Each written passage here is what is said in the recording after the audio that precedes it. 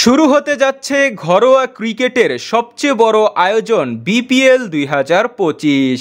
বিপিএলের ইতিহাসে প্রথম দুই আসরেই চ্যাম্পিয়ন হয় ঢাকা। এখনো পর্যন্ত 3বার চ্যাম্পিয়ন হয়েছে তারা। তবে গত বছর যে নিউটেক্স গ্রুপের অধীনে দুরন্ত ঢাকা ছিল, তারা এবার তাদের মালিকানা বিক্রি করে দিয়েছে।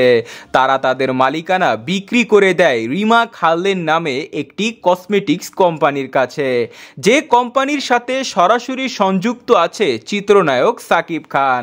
আনঅফিশিয়ালি তারা এবার বিপিএলে অংশগ্রহণ করছে, এটি শতভাগ নিশ্চিত। তবে এবার হাল্লিনের কর্তৃপক্ষ থেকে জানা গেল ঢাকার নতুন নাম, ঢাকা নবাব নামে তারা ঢাকার নতুন নাম রাখতে চাচ্ছে।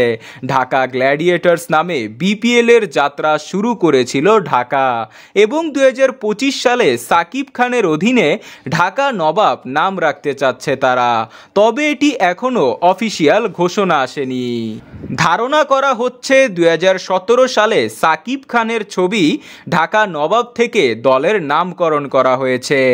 ঢালিউড সিনেমার নবাব বলা হয় সাকিব খানকে।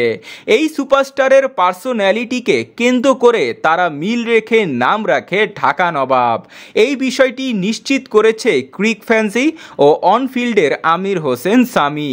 এখন শুধু অফিসিয়ালি 7 দলের নাম ঘোষণা বাকি। এরপরই তাদের নাম সহ অফিসিয়াল ফেসবুক পেজও প্রকাশ করা হবে।